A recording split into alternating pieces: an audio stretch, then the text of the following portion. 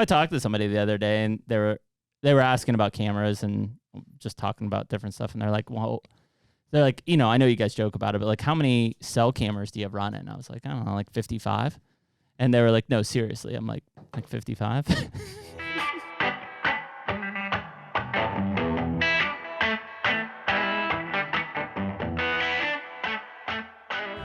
The HUNTR Podcast is brought to you by Deer Grow.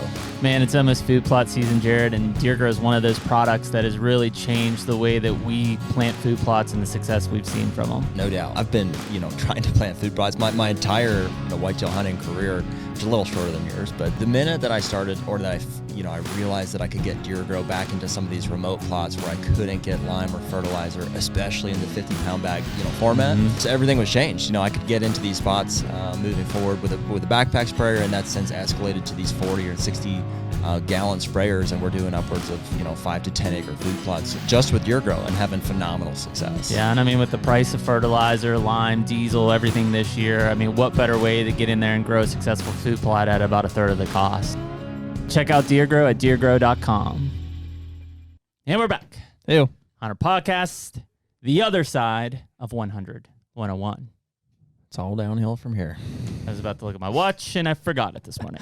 But I was eyeing up to the rest of the bottle of Elijah Craig before we started. I was like, it's either coffee or the rest of that bottle. Well, even though we'll say today is November 2nd, question mark? Yep. Yes. Yeah.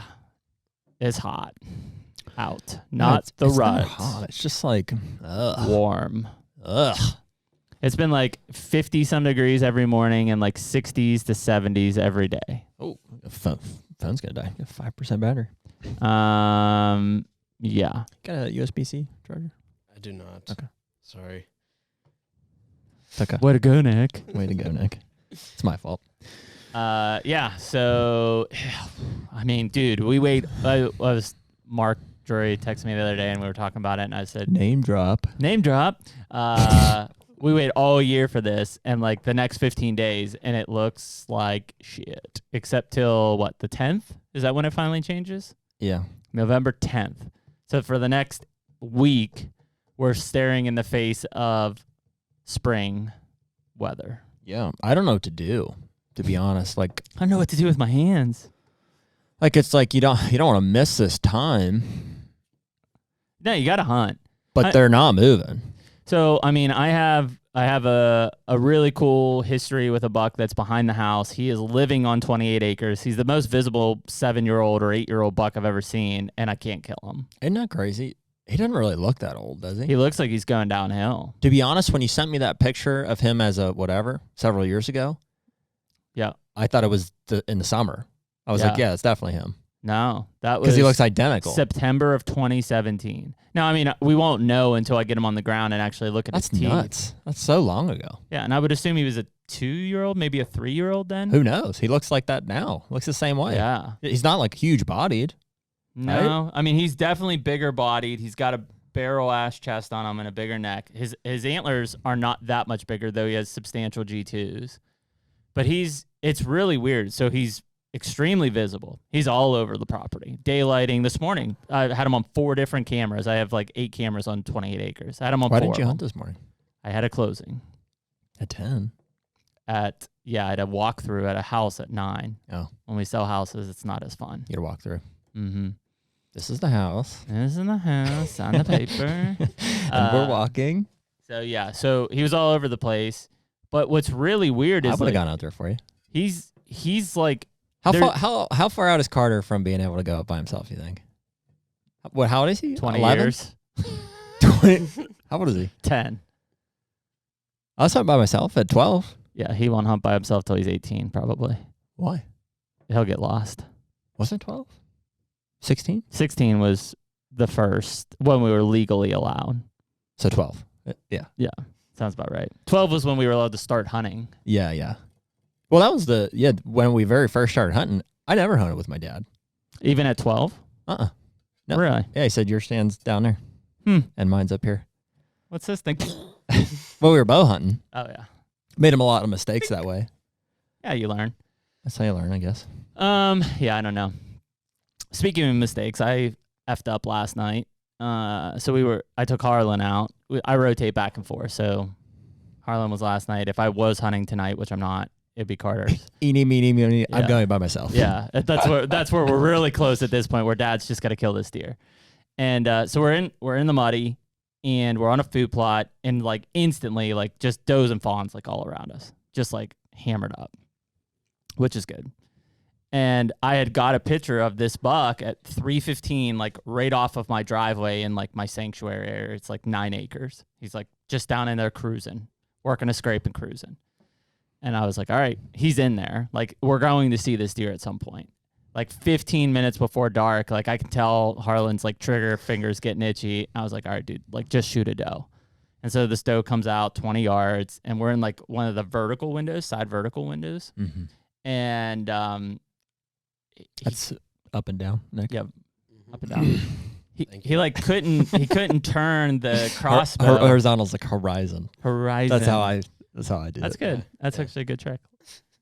And so like I'd like slide his tripod over so that he can like angle a little bit better to turn, and he shoots, and the cam from the crossbow hits the window and shatters it, blows it up. Oh my God. To the point where it was like explosion, and I'm like, what the fuck just happened? He's like, Dad, is my eyeball bleeding? he like turns to me, and he's just got like pieces of like shrapnel all over him. I was like, dude, are you okay? He's like, did I get her? And I looked, and I was like, no. Like, did I win? You did not get her. Like it completely, like the arrow like hit her in the like hoof or something. I don't know.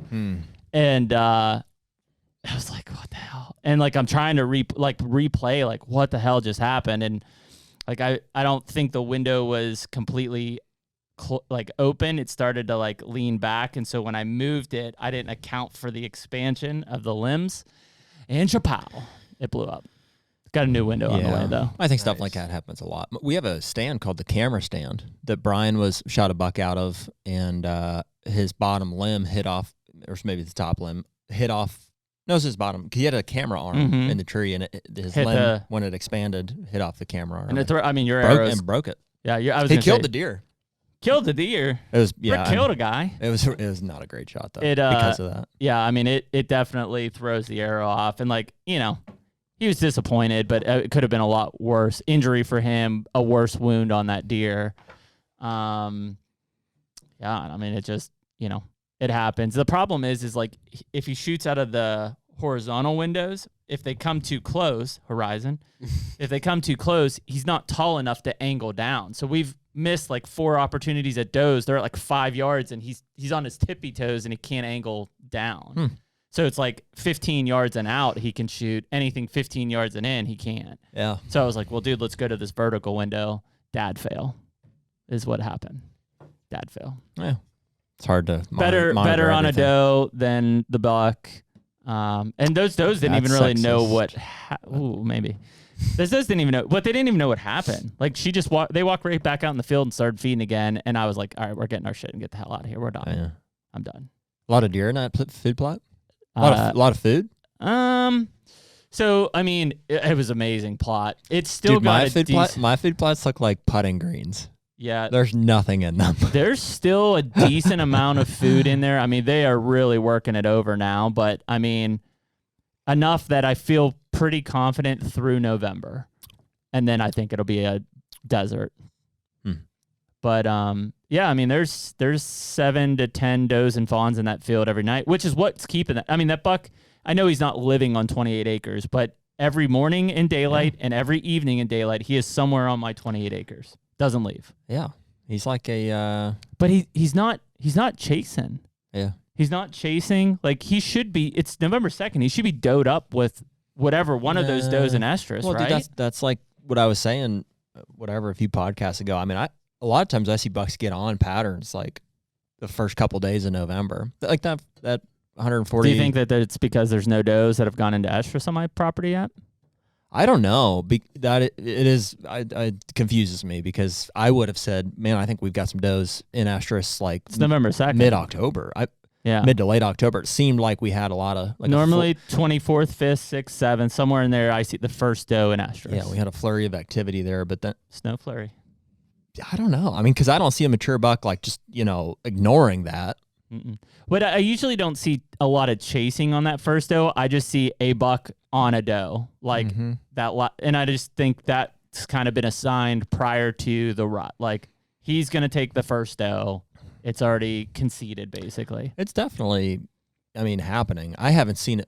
Granted, I haven't been hunting as much as I would like to be just because of the weather or whatever, but I've yet to see any actual like rutting activity in person. At least for that particular deer, he's not ignoring them either. Like he's making scrapes, he's been making rubs, he's cruising. He's just, I don't see him chasing. Like he's in the field with them, but he's not nosing them. He's just standing there. Like he'll feed a little bit, stand there, feed there, and then he'll walk in the woods. And I don't know. So the cool thing is he's there, he's killable. It's just this weather. I mean, like obviously I could go out Saturday's going to be like 80 degrees. I could go out Saturday night and sit for him. I don't want to. It's 80 degrees. Like it's so weird. Like mentally I'm having a tough time wanting to be out there in a stand in this weather because you don't feel like it can happen at any moment like a normal first week in November. Yeah. I think it still can, but I don't know. Yeah, it definitely doesn't help. I mean, it's slowing them down too, for sure. I mean, like I've got cameras that haven't sent me pictures in 3 days. I was gonna say, you and I talked about it last night that cameras are like dead. And I don't think they're like locked down because you'd see them. Mm-mm. You'd see them like they're in just not ditches and moving stuff, much. like these remote places that they push does out. I mean, you can usually see them, at least where I'm hunting.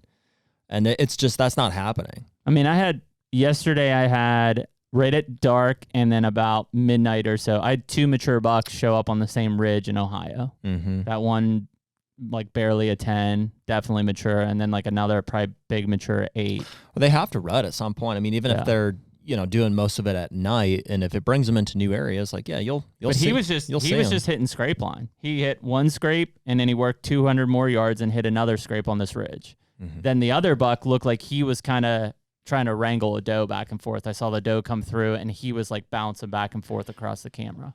Yeah.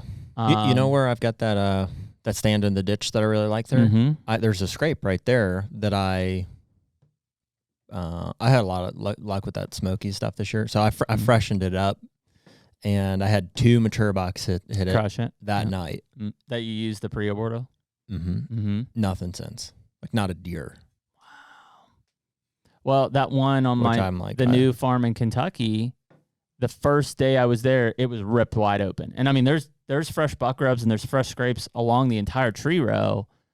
I have not got a picture of a deer on that scrape in a week and a half. Yeah. And I mean, I don't know. They're there. Like, yeah. I don't know. I mean, we know that they're not rutting. Like, they are absolutely going to rut. They're going to breed right now. They are right now. It's just, I think that the movements are extremely concise. And in a typical rut day, and there will be outliers. Like somebody's gonna say, no, that's bullshit, man. I watched 4 bucks chasing a doe 2 miles. Yeah, you're going to have that when that competition comes and that pressure comes. But I think that in some of these areas, like these bucks and does are very tight across bedding and food, and neither of them are working hard to either get with or get away from the other. And so I just think you see this really like micro precise movement and concise movement. Microaggression, yeah. And, that's probably why our cameras are slow in a lot of places. Like typically right now, dude, we would have new bucks showing up and bucks cruising during daylight hours. I mean, I'm going to drive to Ohio tomorrow morning. I know where there's some bucks, and I know there's a bunch of them on they're not moving. Like I see them at like certain cameras around the food plot, and that is it. Nowhere else. I don't know. You're seeing Blades of Glory, Nick? Oh, yeah. I feel like we're like, this is the reality. Like, this is like we get to the rut and it's just like there ain't nothing happening here. We're just like rut worn at this point. Dude, it is. I think this year I've tried to monitor and hunt according to weather patterns more than I ever have. I think just flexibility of schedule October has allowed for that. Late September and October were both very conducive to hunting fronts. Yeah, it was great. Man, I don't know if I've ever realized as much as I am this year. We've had hunts in the past that didn't go well. 2020 in Kansas, like because of weather. Because of the weather, but it's like, man, at least daylight movement, even during the rut, still seems to be so weather dependent, so critical. Yeah. Well, I mean, you and I are looking at the forecast, and we're talking, at least for Which us, Ohio, Pennsylvania. There is a light at the end of the tunnel on this, so we'll get. Yeah, there is a light. Carried it in with you. Yeah, that's funny. I took it off the wall last night. And I was like, dude, I need to hang on to this for a while. Just carry a hold of that. That's just massive, dude. That's just giant. Isn't that heavy? Yeah, that's just freaking nuts. Yeah, that daylight picture encouraged me. Oh yeah, he's in there. So okay, so let's talk about this first. It is the second. Between now and the 9th, basically. Jerry's going to say, you better be hunting. You better be in the woods. You better be hunting. I'm going to say that, although I'm not going to be always in the woods. But, I mean, the strategy that we were talking about, and I think Sturgis and I briefly touched on this, mornings and water.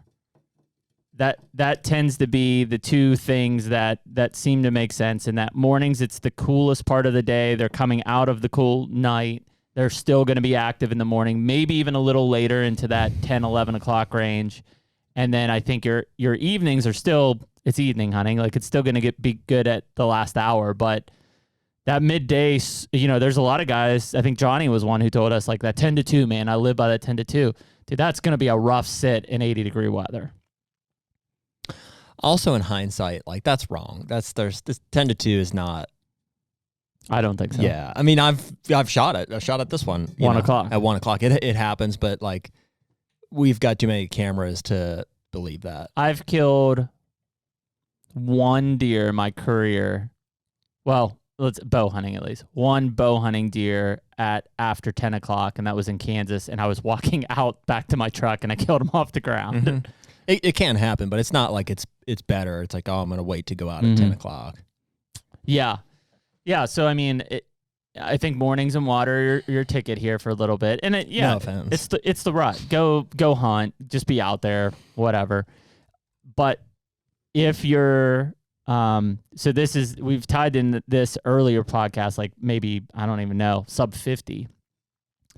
So Saturday, not this Saturday, but next Saturday. That's like when the bottom drops out. I think you and I saw like 40s and stuff. Yeah. Which, number one, we'll be in Kansas. We'll get to that in a second. Yep. Number two, and we've talked about this before, is Kentucky, Missouri, Wisconsin, all open, Michigan maybe, all open gun seasons on that day. Massive cold front, peak rut.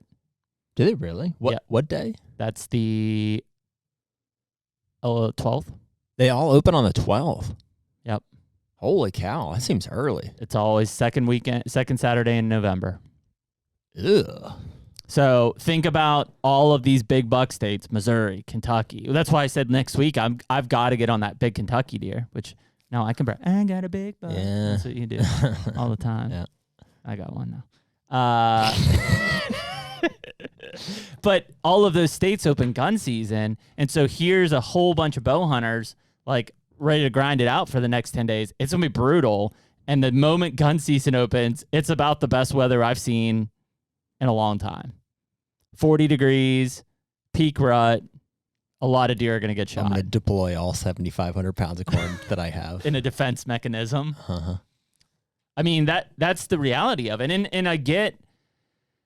No joke. Mine will be when we get back, though. I'm doing some tomorrow. Monday after Thanksgiving. I'm doing some tomorrow, and then I'll also do some right before Thanksgiving. But this is because I gun hunt, and I'll gun hunt in Kentucky, not on the opener because we'll be in Kansas, but I'll gun hunt during the season. There is a big justification for a lot of people talking about gun seasons during the rut, in Missouri, Wisconsin, Kentucky, the three that I know. I mean, look at the quality of deer that are coming out of those three states. And all three of them have a gun season that opens during, peak rut. And in this case, a peak weather event as well. Mm-hmm. I would assume a lot of big bucks are going to die. And I'm not saying that's a bad thing. I'm just not a good thing. Well, it becomes one of those questions that like you have to at least listen to these people who are saying that you normally are residents of that state that say, listen, I don't want gun season in the rut. And I get the argument from guys who like gun hunting is your best success may be opening day of gun season in those states. I used to think that way in Pennsylvania. I don't anymore. I don't think that your best chance of killing a big buck is on opening day of gun in Pennsylvania. I think it's these 2-3 weeks in November during bow season. But I think if you're in Missouri or Kentucky or Wisconsin, your best chance at killing a big buck might be that second Saturday in November, which is opening day of gun season. And that's the argument that's out there. I don't know. Yeah, I kind of loathe it. I just try to put as much corn out as I can and you hate gun season. Lock myself in a. You despise the moment you see orange going out in the woods, you just twitch. Well, it's on our property too, which is the worst part. What's that? We have guys that hunt our place. Yeah, I mean, I gun hunt my places. I don't. Yeah, I don't very much. Do you bow hunt during that time? If I have a buck to hunt. I was thinking about that. Dude, I think like in Kentucky at least. I've just like I've been hunting long enough to like. I just don't like hunting to hunt anymore. Explain. Like every hunt that I go out and I don't see my target buck is a failed hunt to me. Does that depress you or does it just motivate you? It doesn't. It's just part of it. It's just part of it. It's not a success. I mean, it's a guys say there's no such thing as an unsuccessful hunt because you get to experience. And yeah, I agree. And I do. You like being out there. I enjoy every hunt. But the point is like I'm trying to kill a specific buck. I mean, that's what I'm there trying to do. And so I've kind of come to, I'm just a realist by nature. And so like I've kind of come to terms with like the likelihood of that happening under certain circumstances. And so like my current circumstances, like there's this big 8-point that I have chosen to hunt. And I haven't seen him in like 12 days. And the weather also looks like trash. So the chances of me going out and sitting one of those spots, whatever, and killing that deer is like at this point in the season an all-time low. In my opinion, based on both weather and current sightings. Now, and again, we talk about that deer. That's in Ohio, and the nice part about Ohio is you can bow hunt clear up until gun season starts. And that's all being taken into account, right? And most states we can't, right? Or gun season in like Kentucky and Missouri and Wisconsin opens in a week and a half. And so bow season's dead at that point until afterwards. So, I mean, do you still feel hope for that big 8? I have hope, but I mean, I don't, at this point, I'm not expecting to kill him. Like with the information I have right now. Wait not hunt. Wait to see him. Well, so there's some other deer that I would consider hunting. Because we leave for Kansas and well, if you're listening to this, we're probably already in Kansas, I would assume, or coming back. There's also a chance that some of these other bucks that I would shoot could show up just from historical data on some other properties that we haven't hunted yet. So I'm gonna go hunt there tomorrow morning, and I don't know. I don't even know why I'm tempting myself. There's a few, 5-year-old 8 points that I would tempt me for sure. But it's a tough thing. Like I'm going to Ohio tomorrow, and like I've got some decent deer. The deer that showed up last night it's a stud. But I don't have any like super giants. Like I don't have anything like overwhelmingly big. So I've got 2 or 3 5-year-olds that I would assume if any one of those comes in front of me tomorrow morning, I'll kill them. Yeah. Well, dude, I would in a heartbeat. Like if I didn't know about this 8-point, I'd have been over there already. I'd have probably killed that other 8-point. But that's your holdout. Yeah. So I mean that's fine. I mean I don't my stance here is not one of like pessimism at all. It's just well, but you're also comfortable, and we've talked about this. You're comfortable eating a tag at the end of the year at some point as well, right? Yeah, I mean to a point. Like there's part of me that's like, I'd consider shooting one of those 5-year-old 8 points too, even though they only would score. And it's funny though. I mean, here we are talking November 2nd. Like we've been building up, and we're about at the cusp of the mountain where the diminishing return starts to come back. Like at some point here in the next, I don't know, week or two, every day past this is not necessarily getting better. I think that's we jumped the gun on that a little bit. I think all of November is awesome. You do? Yeah. Weather dependent. Well, and if you can hunt and if there's gun seasons or not. Yeah, great point. In Ohio, yes. I mean, the gun season, yeah, it depends on the property, probably. Like, And there's some short ones. I mean, Kentucky's ends, I think, Thanksgiving weekend. So, I mean, it's at the end of November, but, there's 2 weeks of gun season or something. I think Missouri's the same. So, I mean, but you feel strong about the entire month of November having a good opportunity at a mature buck. I mean, it's complicated, dude. Like, I'm just like, at this point, like, you're optimistic. You're an optimism. I am hopeful that Optimist. 8 point he very well still could show up. Yeah. And I've got. Well, why would he have left at this point? I don't know. I mean, the crops haven't gone down yet, right? No. The surrounding beans have. It's actually pretty interesting.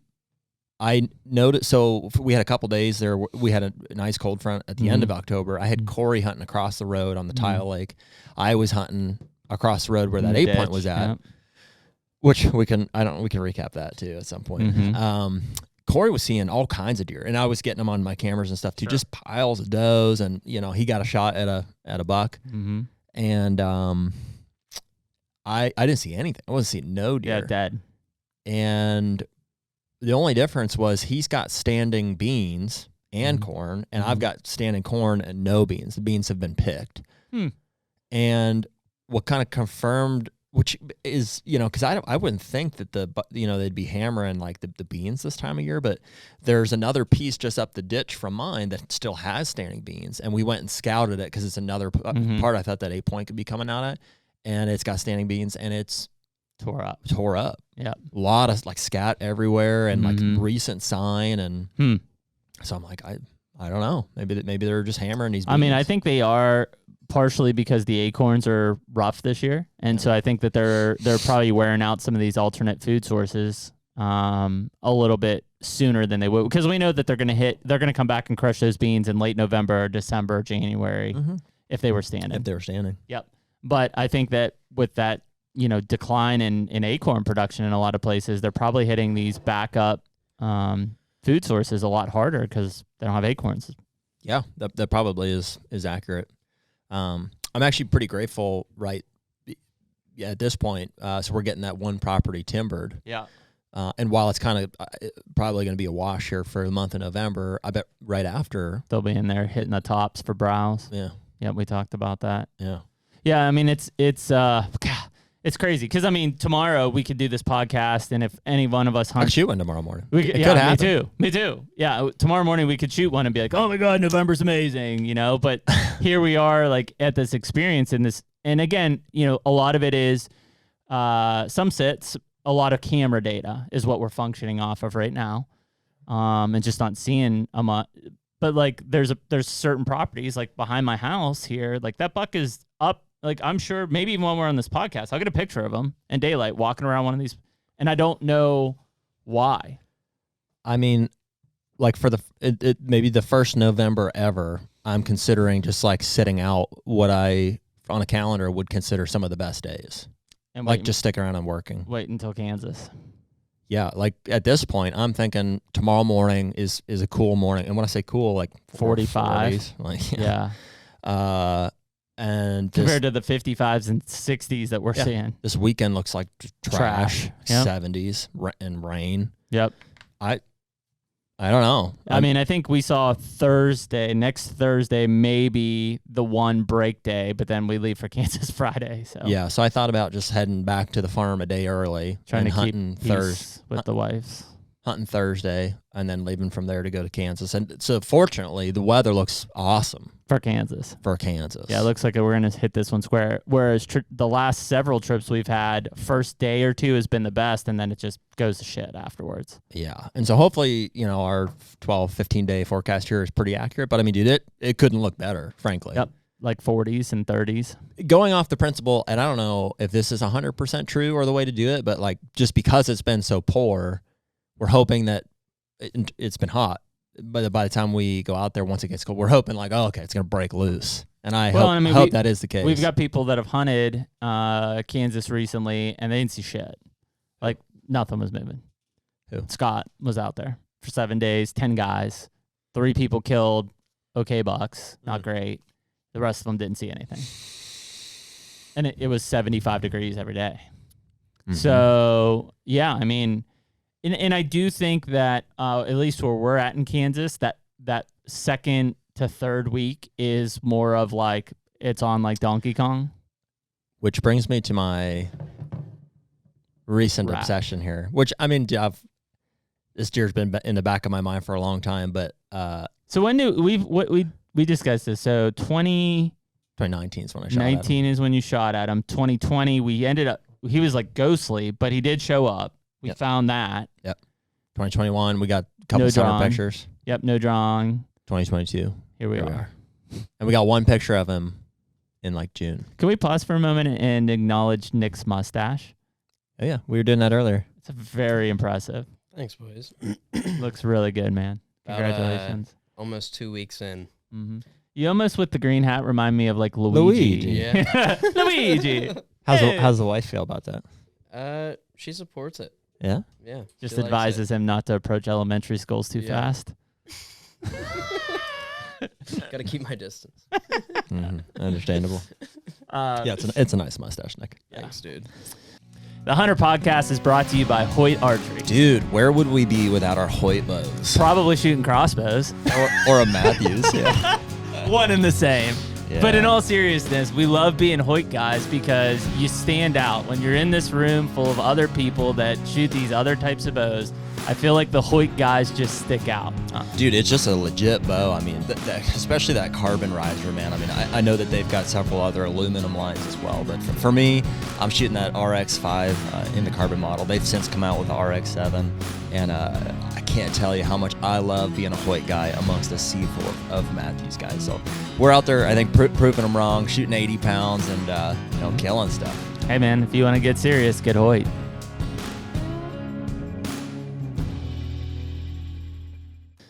So yeah, I mean, Kansas looks great, which is exciting, because that's one we've talked about it before. When you set dates, basically a year in advance, you don't know what your cards are going to be. And last time they were shit. First day was okay, and then the rest of the time was trash. Dude, it's hard to express or anticipate how I'm going to feel if I get a chance to kill this deer. Is him right now? That's funny. Believe that shit? Behind your house? Yeah. It's right next to my frickin' driveway right now. Oh my god. 424. There you go. I hate that deer so bad. He's been out there every day. Every day, dude. Every morning. Where have you been? I'm hunting them, and I can't kill them. Like, I went out. It was like perfect wind, perfect. Like, it was one of our better mornings. This was the morning. Did we talk about me catching this deer asleep on camera yet? Have we talked about that? I don't think so. Holy shit. Okay. So, Did I send you the picture last night? Yes. The buck asleep in the corn pile? That was funny. It just passed out. Yeah. It was when like... that corn be hitting right. So we got back from Shirk's place. When I was driving back from Shirk's place, it's the first time, I think it's the 21st, I get a picture of that deer at night. I'm like, holy shit, this is a big buck. I think he sent it to me. And then... It was a couple days later, like he showed back up again. And so I'm like, okay, he's on the property. It was the 25th or 6th of October. I can't remember. But it was the day that Corey missed, actually. 20. What was that? Something like that. Yeah. So, like, I always wake up in the middle of the night like 8 times to check my cell cameras, which is not good for my health, but I don't have, I'm a meth addict, basically. 8 times? Oh, easily. Wow. If I wake up, and my phone's there, I'm like, fuck. 8 times? Yeah. In one night. That's not good, dude. I'm 1 a night. Oh, it's way more than that. I have some internal clock that brings me. I'm usually 2:30. I'm usually pretty good until like cams back to back. till like 1:30, 2:30. Then it's like on the hour. I'm like up. So, anyways, it's like 4 o'clock. I like roll over. I know, right? I check my phone, and this deer is bedded in front of my trail camera. This buck I'm hunting. I'm like, holy shit. So I lay there like 10 minutes, get another set picture, falls asleep in front of my trail camera. I'm like, holy shit.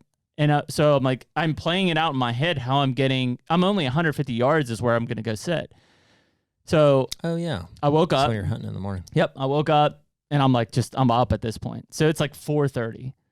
5 o'clock, he's still asleep in front of the camera. 5:30, still asleep in front of the camera. 5:50, still. I'm like, holy shit. So at 5:50, it didn't get light till what, 7:20 or 7:15. I was like, fuck it. I got ready, and I was like, I got to get in there now. I want to be in my stand before he wakes up, which is crazy. Like, this is how I'm hunting this deer. I slip into the stand, like it's like 6:05, still asleep in front of that camera. I'm like, what the hell? This is crazy.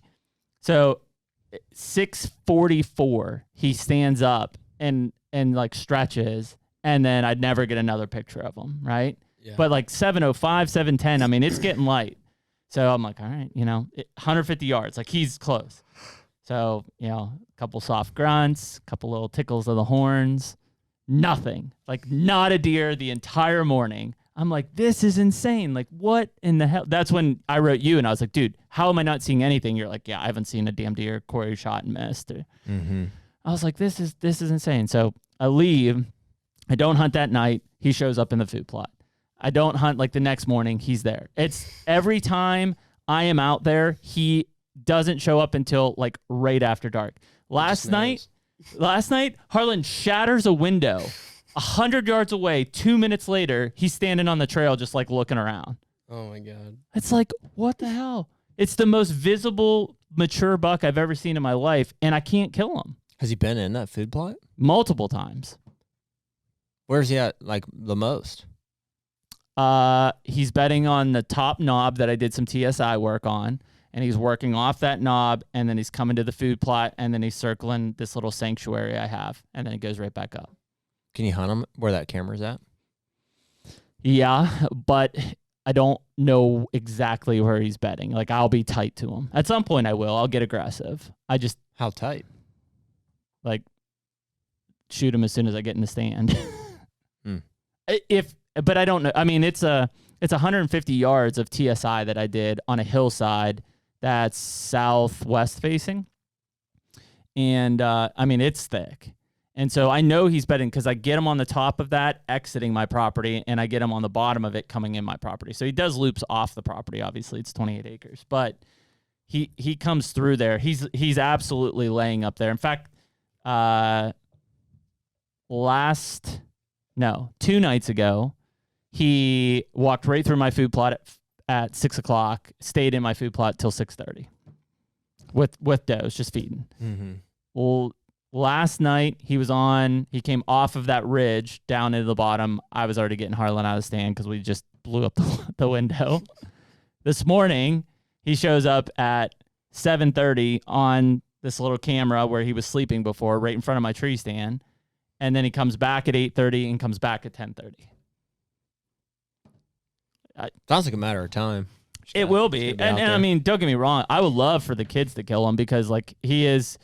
I held Harlan off for 2 hours on a doe only for him to shatter a window because I was like, dude, just trust me. This buck is going to come out. And, of course, he didn't come out. Like, that's just the way it goes. But... Did you have time? You think he would have? We had probably about 20 minutes. Yeah, because, I mean, 2 minutes after he shot, he was on the trail. Bummer. You think he would have come out? 100%. Yeah, he was coming our way for sure. Patience. But I mean, grasshopper. There's a bunch of basket rack 8s and 6s that Harlan would be happy to kill. So I mean, I don't know. I'll have an opportunity at him here soon. But it's also, this is where, it's distractions, but like, I've got deer in Ohio and I've got deer in Kentucky and we're going to be gone in Kansas. So this is where, like, if we talk about it all year and then it's like, shit, there's not enough time to hunt these deer in the rut. Like, if you hunt them throughout the year, absolutely. Yeah, dude, it's hard to but when you jam kill a buck in one state. Yeah. When you jam it into... Unless you're Ben Rising. 14 days. Yeah, exactly. 14 days, like... It's tough. Now, tomorrow morning, I could tag out in Ohio. I could come home. I could kill him tomorrow afternoon. And then next week, kill in Kentucky, and then go to Kansas and be Ben Rising. I think the best is ahead of us here. Like, gonna call it Buck Edge. It seems like it's been... I don't think we're alone. I think a lot. I mean, guys are out, and they... There's a lot of people killing great bucks. First of all, I mean, we got... Get a shout-out to some of the support that we're getting on... you getting support? On You read these. He acts like he doesn't read these. For a while there, I was like, oh, Jared doesn't read these. And then I read maybe half I of see them. hearts and comments before I get to them. I see some of them, yeah. Well, just the one guy who called you out and then you said he misspelled misjudge, which was kind of funny. He had it coming. That is funny. You saw that too? Well, I didn't see the comment, but it's always funny when people try and be like rude, but like they're. Yeah, this guy was like, it was on Dumb our Pretty about Boy video. He was like, why don't you just like quit being a bitch and admit that you missed? And I was like, and he, Technically, you didn't miss. You winged him. yeah, I skipped it off his shoulders or whatever. I don't know. I guess it was smart remark. You know what's funny? Because it was funny. I was like, Yeah. And I'm sure more and more people are finding us on like these actual lengthy podcasts. Is man, TikTok is full of haters. full of it. They, oh, see, I have been on there. they in a really while. don't like us. Yeah. Yeah, they always ask what frat we're in. Whitetail Properties. Yeah, they ask what frat we're in. I was telling Emily this the other day. I was like, "You want to hear That's some? interesting. You want to hear some funny comments?" She's like, "What are they?" I was like, "These are all the people that hate Jared and I on TikTok." She's like, "Sure, I'll take some." One called me. We should respond. One asked if the guy with the goatee beard would just shut his face. That's me. Shut your pie hole. The other one, well, you almost got in the fight with the one guy who's from the swamps or whatever because he was making fun of your like little arms or something like that. I'd almost get in a fight with him. It really doesn't bother me. I do get a kick out of it. It's crazy. What was that guy? He's like, oh, I've got arms bigger than yours. I was like, cool. He's like, yeah, it is cool. And I was like, okay. Steroids. They'll do that. They'll do that. They'll make you angry fast. You ever see that? You're not Family gonna Guy? like me when You I ever see get that Family angry. Guy where Stewie does steroids? Brian's Maybe. trying to come downstairs. He's like, where you going, man? I'm just kidding, man. Yeah. We should do So many haters though. There is. It's crazy. I don't know why. Like, it keeps growing, but like at the same time, like They're like, you know what? I'm never gonna watch this shit again. And then we grow like 10,000 more followers. I'm like, what? yeah. You just commented last week you're never gonna watch this again. Now you just laid 4 more comments down. What's the deal here, man? Yeah. That's interesting. I wonder if it's just how it's perceived. I haven't sensed a whole lot of hate. You should read TikTok. I'm not on TikTok. Then you won't maybe see as much hate. It's just like angry people too. Yeah. Like the Just stuff we post is not like it would never piss. Like someone off. I get the crossbow You're stuff, right, like yeah. because we dig at that, and it's whatever. It's a fucking joke. Like get over it. We hate crossbows. That's the truth. But like at the some of the other stuff is like I don't know. Like somebody said something about like Andre, like I can't believe this asshole like thinks he's better than everybody else. I'm like, yeah, he like killed a bigger buck for 30 years. Every year was bigger. Like he's better than me. Right. Yes. I don't know. Or kind of the way I feel about it is like if you're the kind of person that takes the time to write a comment, like I already think less of you. No offense. Just like miserable people. they are, man. Well, and Keyboard warriors. Yeah. and I should say negative comments because there are some, people want to leave a positive message for people and like great, it's I like that. Cool. And we know, like, trust it. I think you and I recognize some of the handles and we're like, okay, like these guys like actually listen, they follow, like we see them often. And like, we obviously appreciate that. And it's really cool. Well, what's crazy is like, dude, people get really like, Well, that's the whole point. they take it personally. Like, I don't know. For whatever reason, like to me, it's just not real. Like, it's just somebody writing something. So it's like, it has no. Well, I mean, I want people Has to, no bearing. I want people to listen to this stuff and get stirred up because like that's the whole point of this is like we're having a discussion here. We want discussion and debate to happen. That said, like if we say something and you feel personally attacked, like we don't know you, bro. Like we're not personally Yeah, that's not the attacking point. you. Yeah, I mean, obviously we say things and somebody will also say, well, hey, it's actually XYZ, and it's like, oh, cool, dude. Like had no idea. Thanks for That's the educating whole point. me. Yeah, dude, we don't know everything. Far from it. Like that's why we have a podcast is try to learn stuff and have conversation about it. But it is weird. People like want to throw it in your face. They're like, "Oh, you're an idiot," and it's like, no, that's the point. Like I'm supposed to be wrong. Yeah. Well, and I think Nick's right. These people, like that is the these thing. people on TikTok are just unhappy. Yeah. Which I mean, I don't understand how because you just look at tits all day on the TikTok. Like, how are you unhappy? That will do it. Just looking at tits all day? Looking at just like, I think the TikTok messes with your dopamine levels. Have you guys ever seen? Do you have iPhones? You don't. Do you have an iPhone? I do, yeah. Do you get the screen report like at the end of the week sometimes? Like screen time? Yeah. Yeah. It's scary. It is. It is. When Mine's like 5 to 6 hours. Of porn. A day? Yeah. Not porn. Oh my god. It's like mostly like texting my girlfriend and like watching YouTube. Right. You can do a lot of multitasking. Sending I love yous. I get it. Yeah, it's mine too. Pause. What's up, babe? Yeah. Yeah, no, I'm not watching porn. What? Who is? Yeah, but it is because Seriously though, no, I do think that TikTok. It does. I think it has that. Well, effect dude, on people. I would say besides like our stuff, like I don't pay attention to TikTok at all. Like I just go on to comment every Nick's once in a while. yeah, me neither. Yeah. But if I look at my screen time and stuff, it's like you spent 5 hours on TikTok this week. I'm like, what? It adds up. How's that possible? And it's because I sit there and argue with people on TikTok who are just miserable and I'm not. And that's what happens. It is crazy, like, looking at screen time, I just think, like, wow, like, I spent this much time on this app. What could I have been doing that could be more productive? You know what I mean? Nick's like, I could have been masturbating this whole time. Mine's like 6 hours a day on, like, any one of, like, the stealth cam command apps or something. And it's like, Jesus, I've got an issue. I talked to somebody the other day, and they were asking about cameras and just talking about different stuff. And they're like, well... They're like, you know, I know you guys joke about it, but like, how many cell cameras do you have running? I was like, I don't know, like 55. And they were like, no, seriously. I'm like 55? Yeah. A lot. That's a lot. That's a ton. Mm-hmm. It's unhealthy. How is that possible? I have lots of places to put them. I've got Well, I mean, I run 8 1, on 2, like 3, 28 acres. 1, 2, 3, so. 4.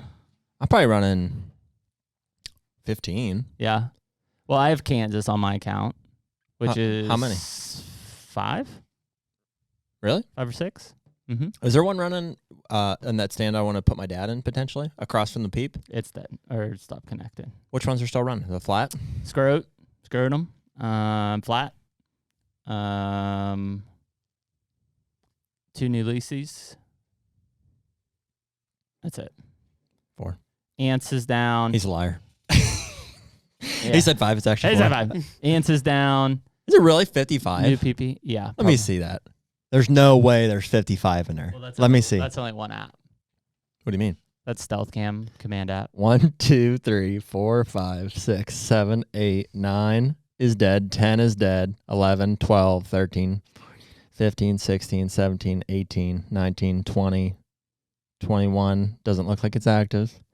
22, 23, 24, 25, 26, 27, 28, 29, 30, 31, 32, 33, 34, 35, 36, 37, 38, 39, 40. Oh my God. Of which I'm going to say... Oh shit, that's only one camera. Probably, that's only one four or 5 of them are not running. So what, do you have another app? Well, yeah, that's just for stealth cams and muddies. So then you have... Wild games. Okay. So I have... That's crazy. 1, 2, 3, 4, 5 in wild game. Yeah. I've got some reveals. Yeah. 4. I've got some Spartans. 5.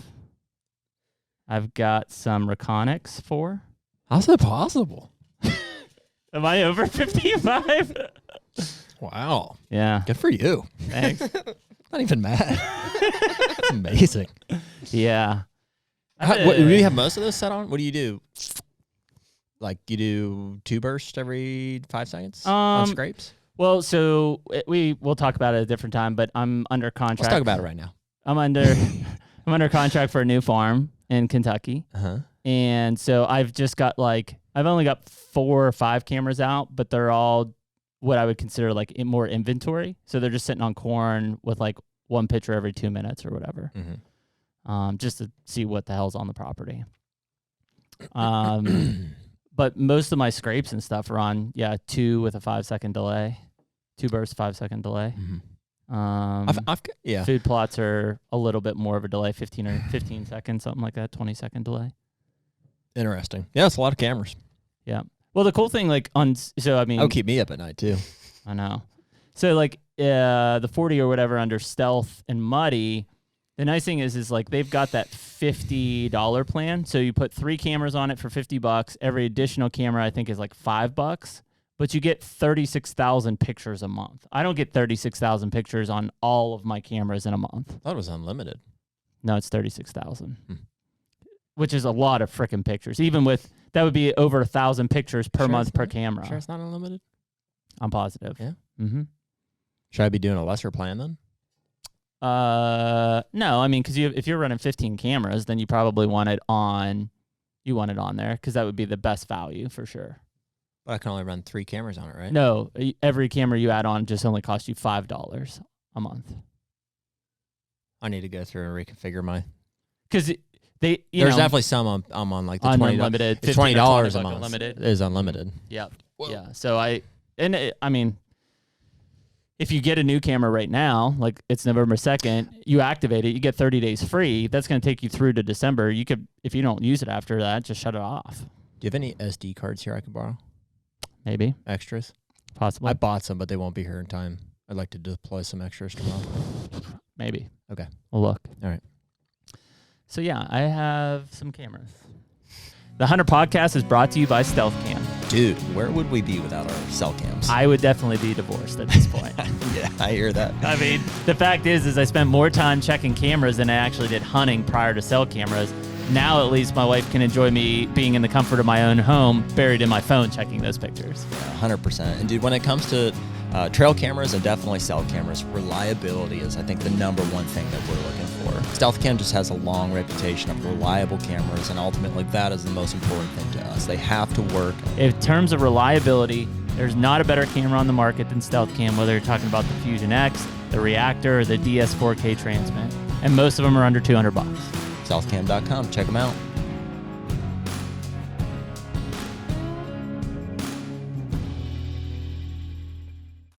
Oh, we should, I thought it would be fun to do, like, respond to some comments. Like live on a pod? Yeah. Or I don't know about live. Really? Either live. Yeah. Why not? Pull some up. What's the first thing I say? Like, I hate you. I'll kill your family. You want to read some of them? Should we read some? Sure. Nick, let's read some. All right. Can I read some? Yeah. Does it matter what we pick? It literally does not matter. So any of our... Okay, here we go. Should I pour the rest of that bourbon in this cup? I don't know. This will be fun, though. Nick, should I do it? This was Andre's one of talking about, like, his progression of, like, how he never shot a smaller buck. Okay. So one comment is, no wonder guys get shamed of their score of their deer every year on Facebook, palm and face. Yeah, I think with generally my general, like, first thought when I see comments is like, they didn't listen to it. Like, they missed it. Mm-hmm. Like, that wasn't the point. Mm-hmm. Like, like that comment is basically saying that because Andre has a goal for himself to shoot bigger and bigger bucks, that other people get shamed for it. Okay, this one says, don't know. It doesn't seem to matter. The little bucks seem just as fun and easier to drag out. Easier to drag out, not as fun. So we talked about being mobile. This person said, successful hunters find the right spot the first time. Not always. Sometimes you find it the last time. Lucky hunters, maybe. Okay. Completely disagree. Been hunting the same spot for 9 years. Valid argument. rut spot. You sit it out. Mm-hmm. Some of these are good. I agree and disagree. I mobile hunt a lot and it works for me, but good management and pre-hung stands based off wind and location still work. They're very thoughtful. I agree with that. Same spot, same tree, 30 plus deer in 8 years. Yeah. That's a lot of deer in 8 years. Oh, it definitely can happen. Mm-hmm. Response to these comments should be prefaced by, this conversation was about the effects of crossbows on archery season. Yeah. Like when crossbows were legalized. It's not us saying crossbows are bad or people that hunt with crossbows are bad. It's just so here's first an honest observation of and some opinions from Ben and probably from us too about like how first one is they valid. Should be treated. Okay. I'm betting the traditional guys say the same thing about guys who shoot a compound. 100%. Agree. Yeah, that was talked about on that. 100%. Agree. Yeah. The different, Again, out of context, they don't hear that, but Yeah. agree. That is, if you shoot a traditional bow, you should look at a compound guy like a compound guy looks at a crossbow guy. like challenge accepted. Like I think we would if that was the law, like we would shoot a traditional bow. Mm-hmm. Correct. Fine. This was probably one of the most like neutral position comments, I would say. I don't care what someone says or uses. Just get in the woods, get outdoors, and enjoy what God set before us. Yeah, useless. It is the number one neutral comment. That's what. Okay, it says. great. Yep. These compound bows are the same as crossbows. You have yardage sights and red dot sights. Both have wheels and have a trigger to release the string. Yeah, boys and girls have arms and legs. It doesn't make us all the same. That's a great analogy. I like that. That's and a lot of people like backed it for some reason. I don't know. Here's a Pennsylvania guy. I'm a public land Pennsylvania crossbow hunter. Yeah, the first two words implied that. Have been for 5 years. Okay. It's not a gun. It's absolutely a piece of archery equipment. Okay, disagree. But It's an arrow and string. Some of us had bad shoulders and rotary cups that can't pull it back. Valid. That's why you use it. That's what it's for. Some of you are also lifting in the gym every day and use a crossbow. Not valid. Yeah, I agree. No, I think there's a time and a place for crossbows, Mm-hmm. and it's not in the hands of able-bodied men. As long as it's legal, it's all good. We just want to enjoy the outdoors and make memories with friends and family. That sounds like a comment that you would despise. Yeah, it just is irrelevant. It doesn't like address the conversation. Mm-hmm. Like it's cool that you feel that way, but like if you feel that way, then just like feel that way and don't comment. Yeah. Okay, so here's some that agree with us. Those are what I'm saying. Like, dude, the neutral comment. If you have a neutral comment, then what's the point of the comment? Yeah. It's a bow rifle. It's allowed the people who are too lazy to practice with a bow to now shoot a bow like a rifle. Still, sight in, no more practice. Pathetic. Yeah, I mean, more offensive than I would say it, but accurate. Mm-hmm. Other people, the exact same that when compounds came out, yes. Yep. That's the most valid comment that I have come across. Crossbows bring in a ton of archery stamp money, so nothing is going to change. I don't think the state's really doing anything good with our money. It's another discussion. Many big bucks have been harvested at 50 yards with today's compound bows. Read that again.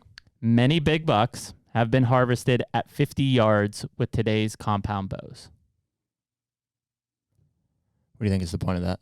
Him saying that we said people can shoot a crossbow 50 yards and kill it. But it takes practice with a Valid. compound.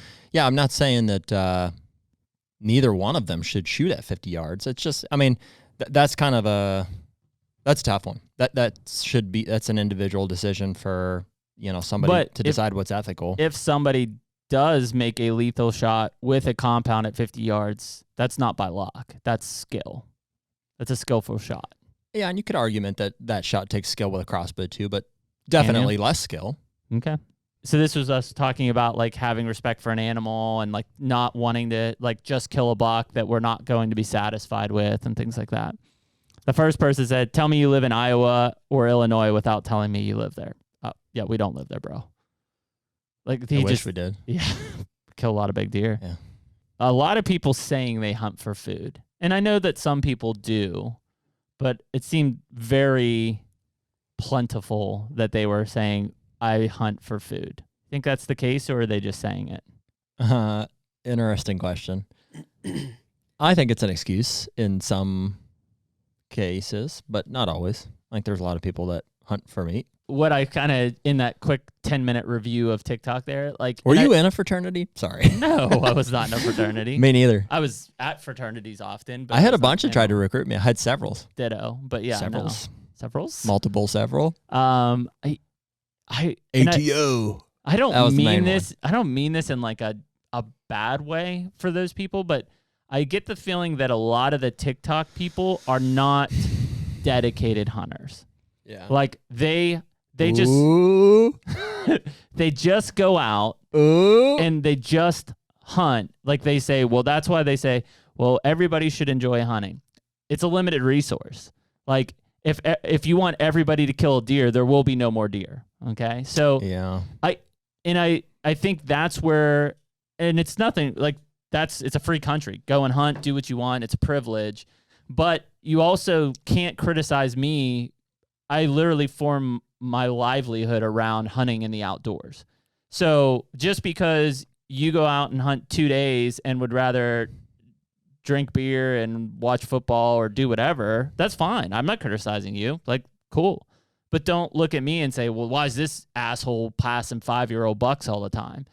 Because I want to, and I don't really care if I kill one. Well, what's the point of that? Why are you hunting? Let's be fair. Have you ever passed a 5-year-old buck? No, I have not. Okay. 4-year-old buck. Neither have I. Yeah. But Nor will I. You see what I'm saying? Like, why, they're looking at it and saying, well, the whole point is to go out there and just shoot shit. That's the mindset there. And that's not my mindset. That's why I spend thousands of dollars a year to plant food plots and to buy trail cameras and to, like, I don't have to kill anything this year, and it will still be, like, I enjoyed the entire year of 365 days of deer and scouting and shed hunting and everything else that goes into it. And I think for them, kind of in a twisted way to your point about the target buck, if they go out for 2 days and they don't kill a deer, it's a failure. If I go out for 2 days and I pass deer and I don't shoot one, it's not a failure. Like, it just, I could have shot 15 bucks. I just didn't. And they can't fathom that, just like maybe I can't fathom whatever their passion is. Maybe it's, whatever, riding ATVs or building cars or whatever it might be. I can't understand that because that's not my passion. Like, what do you mean you spent thousands of dollars doing that and you're in your garage every night doing that? Like, that's just not my style. So I think when you start reading these things, some of them are just idiots. There's some of them who truly are trying to defend things because it's the only way they can relate to it, and it's not anywhere near what maybe the upper 10% of the hunters experience. And that's okay. This is what makes the wheels go round on hunting. There is a large general population. If everybody in the general population hunted like the upper 10%. What do you mean by upper 10%? Like the you and I and juries and Higgins and the public land guys, the hunting public that literally they live to hunt. That's all they want to do. They're thinking about hunting 24/7, 365, whether it's hunting or management or trail cameras or scouting. So people who are investing the most. And not even from a business and profitability. Yeah. I mean, there's plenty of guys listening to this Time, that work. effort. Yeah, they work a 40-hour week, but man, the entire time they're like, where am I going to hunt? What's this weekend's weather going to look like? Where am I going to go? Like, we are invested in this thing. Addicts is the word. It is. Yeah. So, but think about, you can't have the entire hunting population be that 10%. Mm-mm. We would wipe out the deer population. They'd be gone. Dead. I don't know. I think it would. I don't know, dude. You and I don't shoot a whole lot of deer. Well, because we have the option to pass deer and feel comfortable with those deer not getting shot. But if everybody was straight dedicated killers, I don't think you would have older age class deer. I think people would just, all of a sudden, it would dedicated killers. But what if everybody was diehard? Let's pass these 4-year-olds. Let's get these to, which that's part of it, dude. That just can't ever happen. If everybody was passing 4-year-olds, then it wouldn't make it cool that I'm passing on 4-year-olds. Agree. So like, it's in the same way that I don't really want to live in Iowa or Kansas. I enjoy leaving Pennsylvania, where I suffer not seeing big deer all year round, to go and kill a giant.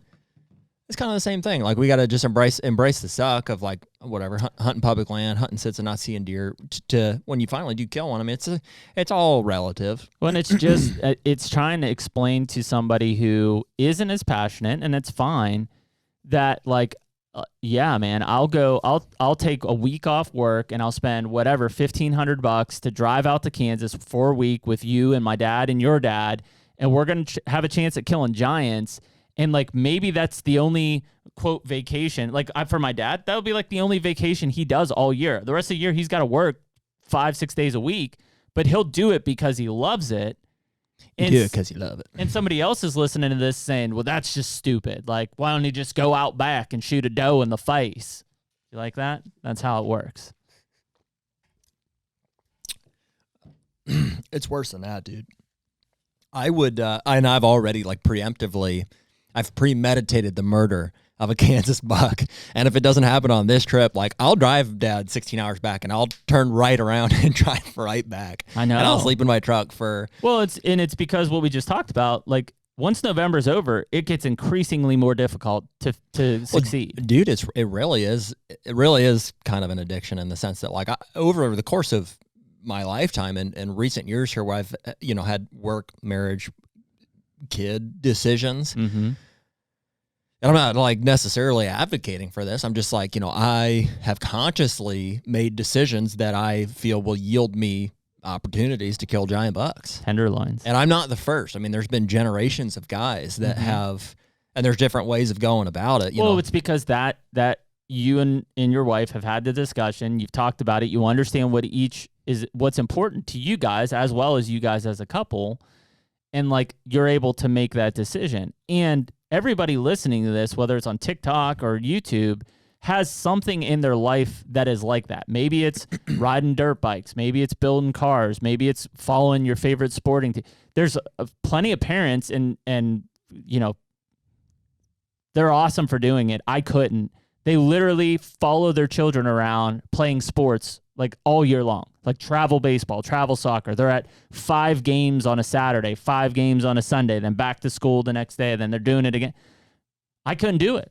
And Emily and I have talked about it, and I was like, listen, I want my kids to have sports and enjoy it, but there's more. Just know I won't be there. Yeah, I won't be there. I won't do it, and it's not because I don't love my kids. It's because there's more to life than that. But for a lot of those people, they're great parents. They enjoy that. They have camaraderie around that. That is what they're passionate about.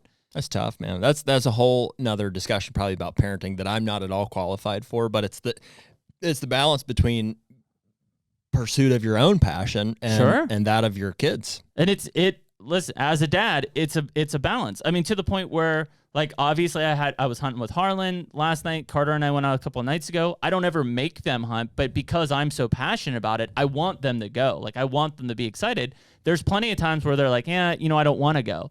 And I'm fine with that because I get to go by myself. But also there's a part of me that's like, shit, man, like, what did I do wrong? Like, what do you mean you don't want to go? Because it's so big in my life and it was so big in my dad's life. I think that everybody has something that they're super passionate about. In a lot of cases, including the two of us, it's hunting, it's deer management, is whatever it is. In other places, it's music, sports, whatever, something else. But I can't criticize them for whatever they invest in those things, much like they shouldn't criticize us and people like us for being so invested in hunting. Do you feel criticized? 100%. By the comments? Yes. Not that I feel like personally attacked, that it's like, oh shit, like everybody hates me. I don't care what you think.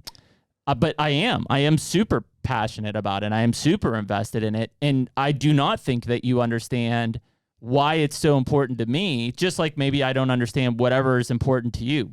Meth. Yeah. But you see what I'm saying there? It's a tough thing. Oh, well, I'm trying to understand if you feel like if it's affecting you, like the comments. No, it's not. Yeah. But it is it's not affecting me personally. But it is to a point that I want to try, and part of why we have the podcast, I want to try to explain to them why it's so important to me. Like when I say, I spent $1,000 to, clear this area out and to plant a food plot and to put cameras up, and they're like, that's stupid. I could walk out back and kill a big buck. It's like, well, yeah, but there's more to it than that. Like by doing that and watching these deer come in, like this year, I've had the most deer on my property behind my house, 28 acres, that I've ever seen since I've moved there.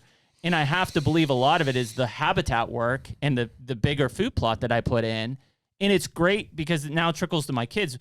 Carter and Harlan would sit 2-3 sits at a time last year, and we wouldn't see a frickin' deer. Every time we go out, we see 7 or 8 deer. That, to me, is going to keep them more invested in wanting to come back hunting. Because I know for a fact, especially for Carter, who's older, there were many times where I'd look at him and I knew he was like, man, he's done. This is like the third sit in a row we haven't seen a deer. And that's hard on a kid. It's hard on anybody. I mean, growing up, I remember that, and it was like, holy shit, we went on hunting and didn't see a deer. Like, this is boring. But now, like, that investment has brought more deer to the property. They're seeing deer. They're engaged. They know that if they go out and sit tonight, they're going to go see deer. And to me, the fringe benefit of that is I created that attraction by doing hinge cuts, by doing timber stand improvement, by planning more food plot stuff. Mm-hmm. Like, that is what is making it work. So I almost get, like, even if I don't kill that buck that we talked about earlier, I get more excited that I'm like, holy shit, this buck is living on 28 acres because of what I did. And I don't think everybody listening this can understand that, why that would make me excited if I don't kill him. Yeah. Well, and so few people will, dude. I don't know that responding to it. I mean, it's great to have this conversation, but like, I feel like I'm kind of at the point where it's like, dude, if somebody wants to figure it out, like, they'll figure it out. Sure. And I kind of, I don't know. I feel like I can just like, for whatever reason, like whether it's just like a like, well, you've tried like it. These online stuff is, dude, I just feel like I'm like floating on a cloud of like not in a just because they don't affect you. Well, not that just doesn't affect me, but it's like I know that those people won't ever get it. And I agree. And that just, it fuels me to like, not in an arrogant way, but it's like, dude, I'm gonna outwork, I'm gonna out figure, I'm gonna, I'm just gonna make it happen. Mm-hmm. And I know that most people won't. And so like, when I see the comments, as while I am like at a very shallow level, it's like, oh, this guy doesn't get it, or bummer, or I'm kind of like, it's fine. Most people never will. Yeah. And I guess it's just like, I'm doing it. Yeah. And I guess my angle is like, because I'm so passionate about it, I want to try to explain it. Yeah. So the odds are, though, they'll never understand it. Yeah, no, I can. It's a lot like it's a lot like land ownership, right? I mean, I never owned any property growing up. It was all permission in public. I mean, until I was in my mid-30s, basically. And then I worked my butt off to get enough money to be able to buy a piece of property. And like, I remember the feeling of like closing on that property and saying, holy shit, like I own land right now. And it was a feeling that I'm sure tons of people have experienced before, but I could never relate to it because I never bought land. I didn't have land. And so like, once I experienced that, it was like, well, now I want to do that again, or I want more land, or I want to make it better, or whatever it is. And I think that until you end up feeling that, and again, I think to your point, a lot of people won't. If they don't commit themselves, they'll never get to these different levels, right? I'm sure they do in something else. And maybe it's me just trying to get them to understand, like, you have a passion similar to the passion I'm talking about with deer hunting. Just try to put yourself in that position and relate it to what I'm talking about. And, most of these people don't care and, whatever, keyboard warriored it. But some of them, I think, could understand and say, well, shit, like, I'm passionate about, whatever, following around the Green Bay Packers. I go to every game. I do everything. Lately.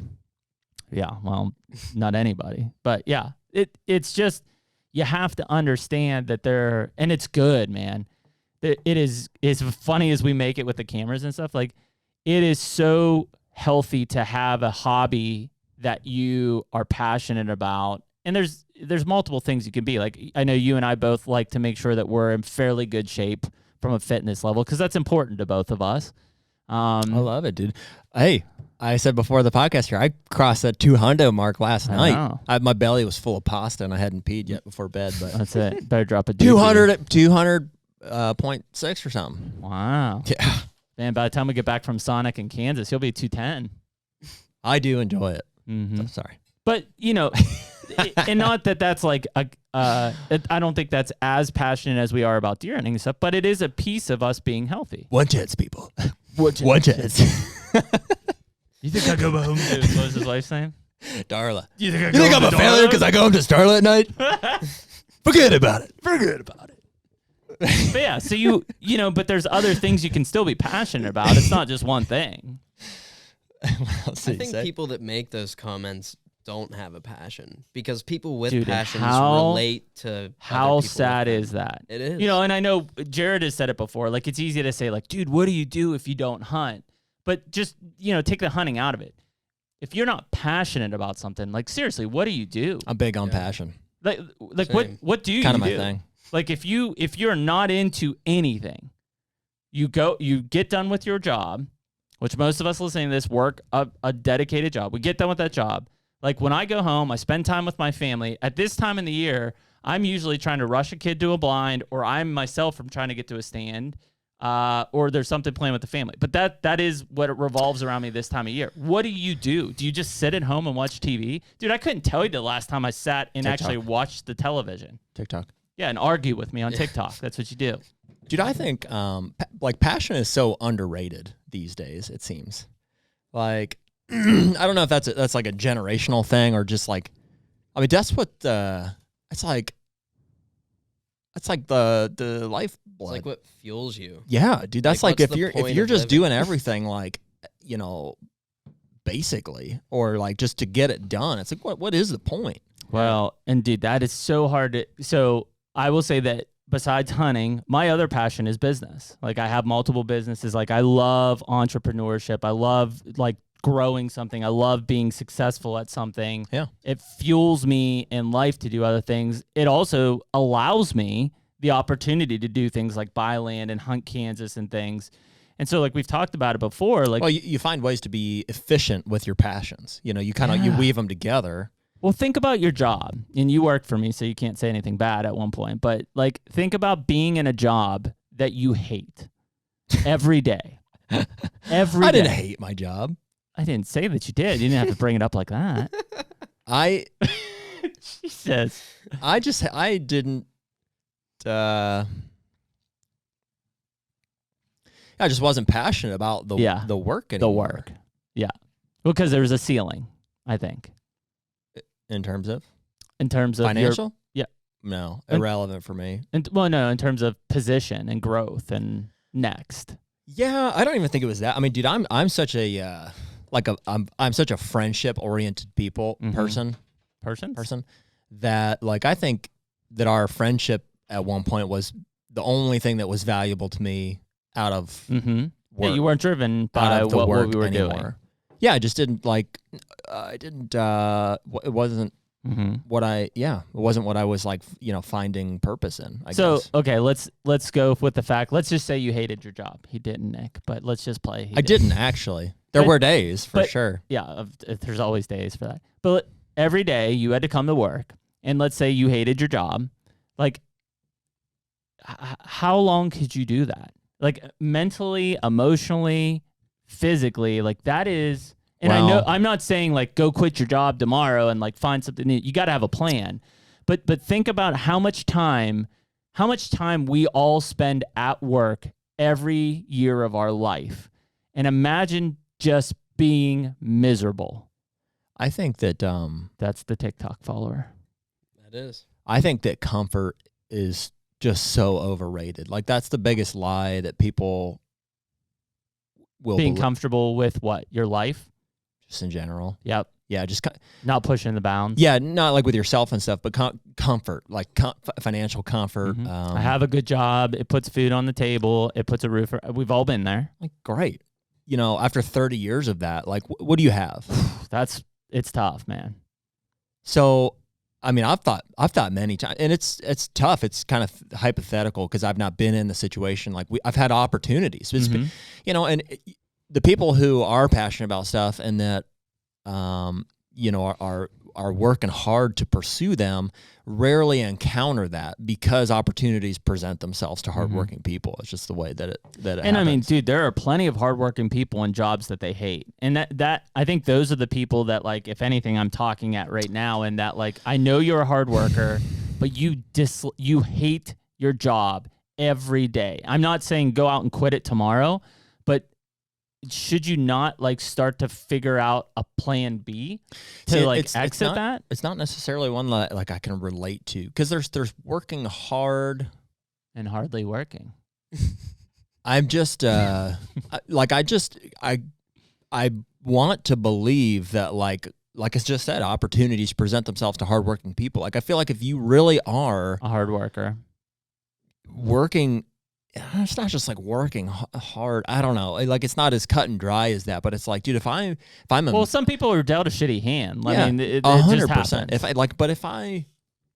If I'm a manager, if I'm somebody, and see, I guess this is where it comes down to is that like not everybody is like me or is like you and wants to give people opportunities. Some people want everything for themselves. People are Sure. greedy. Selfish. And so maybe they see somebody working hard and they, they're like, well, I need this person on this 8 to 5, or, I'm not ready to, but I got to believe that like, if you're working hard at something, like that's going to get noticed by somebody. Mm-hmm. And it's not just at work. That's where, we talk about hunting, a lot of people are like, well, how many you can be in the stand for, but I do hunting 24/7. Like, and people pick up on that, like, that lifestyle, that passion, that effort that you're putting into something, and it's like contagious. And so I think people want, you can tell, man. Like like some of these guys I know that like hunt publicly. Like, dude, perfect example. You're talking about fitness. Yeah. When I go to the gym, like I'm getting it. So I'm passionate about being there. Like I love it. I love the social aspect. I love the physical. I love how it makes me feel. I love how it carries over into, we talked about weaving passions together. Like when people talk to me at the gym, like there's no mistaking that like I get after it, like in life, and I think that,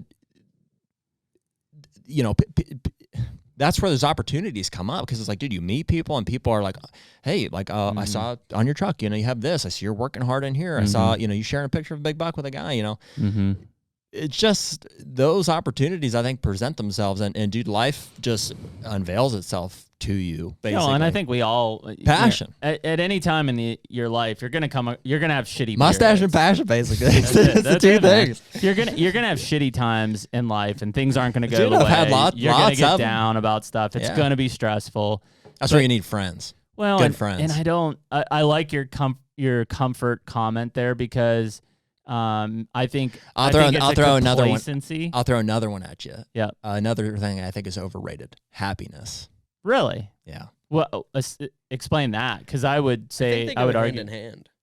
Comfort and happiness. Like uncomfortability and happiness. Well, see, like I would say, and maybe it's because I've worked hard enough that, because you've seen me in unhappy times, I feel like a pretty happy person right now, and I could give two shits about a lot of things because financially I'm stable, but also like I realize at 38, like life's not granted to you every day. Like, got to go out and enjoy it.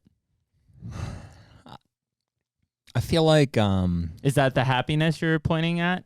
Because there are people who are just unhappy, and I don't want to be around them. No. And I'm not saying that I like positive people. I'm not saying that unhappiness is good. Okay. It's bad. Unhappiness is bad. But I'm also not saying... Are you saying happiness or satisfaction? I'd say they're different things. Okay, I would agree. I just wanted to make sure you weren't saying like you should just be I would say satisfaction is temporary. Happiness is a longer term. And you're saying that you don't like happiness? No, I'm saying it's overrated. It's overrated. It's overrated. I think that like in our culture, people are when you ask somebody, what's your goal? Do you think that they're quick to say they're happy when really that's satisfaction in short term? Yes, but I that's think not I would necessarily agree with what I'm that. saying. Yeah, okay. I do think that's true. I think just if you put the question out and people answered like honestly, they would say, "Hey, what's your goal in life?" They say, "Be happy." Oh, okay. Yes, to be happy. And I think that whether it's overrated or it's understood, like I kind of feel like, dude, if at the end of the day, like if you're just happy. Yep. See, my response would be enjoy life. That would be my. If you said, I don't know, what's your goal? I think my goal is to like just live. Like I think it's deeper than that. Like I think that like purpose supersedes happiness, or I would agree. Well, without purpose, you have no drive. I think that happiness can blind you from purpose. Well, I think happiness would put you in that comfort seat. Yeah. 100%. If you're happy and you're comfortable, I think you're blinded from progression, purpose. From purpose. I would agree. So I think that's where I'm saying, like, rather than chasing satisfaction to satisfaction and happiness to happiness, like, pursue passion and purpose. And so based on that, I'm going to shoot a 5-year-old tomorrow morning to pursue my passion. yeah. Or your And I will happiness. be uncomfortably happy. Yeah. Dude, life is complicated, man. It is, man. It's November, though. In a great way. Yeah. No, I'm, The rut is complicated. in the same way, I'm gonna go hunt the stand tomorrow morning that I Mhm. shot my first booner out of last year. Mm-hmm. Almost gives me a And- booner. And there's no, I don't know if there's a deer there that I would shoot. Uh-huh. There are some that are mature, Mm-hmm. and we'll see. Maybe this conversation today changes the way I feel about it tomorrow. Uncomfortably elated. Purposeful. Purposeful. Cool. Whew. I should have probably been drinking for that one. Yeah. So that'll lead you into mid-November if you're listening to this. Sweet. We're in Kansas probably as you're listening to this, so we are purposefully passionate. Yeah, dude. I'm so stoked to, I don't know. Yeah, That'll be fun. we're feeling We got the dads feeling in spiritual at this point, but yeah, Kansas. bringing dads to Kansas, I'm super stoked. Weather's about. looking good. Bucks on their feet. Dude, if I Slinging arrows. kill this buck right here, Be pretty impressive. again, I don't know the words to explain it. Like, it's just that would be the longest. That would be the end of Mhm. the longest pursuit maybe of anything. I would say that there's a chance, and it won't be right away, but at some point you'll feel a slight, like, not regret, but like disappointment that the pursuit is over. Because it's been a driver for so long. Maybe. I'm familiar with the feeling you're talking about, but as public land, Mm-hmm. Yeah. it's not one necessarily that it's like he's the only one. Sure. And I've been chasing him for the whole season. Sure. It's just we've had the opportunity to chase this deer Mm-hmm. loosely 4 years. for years. And it's at this point it spans such a long period of time, and we've had just enough Mm-hmm. information enough and intel. attachment to this deer that it's like, We haven't really even seen him in the last 6 months, but 90% sure he's in there. I feel pretty good about my chances. Well, we will bring that to you in the next podcast, I assume, which will be 102. And I don't know who's talking. So guess us. We're not sure yet. See you next week. All right. Yes. See you next week. Later. Take me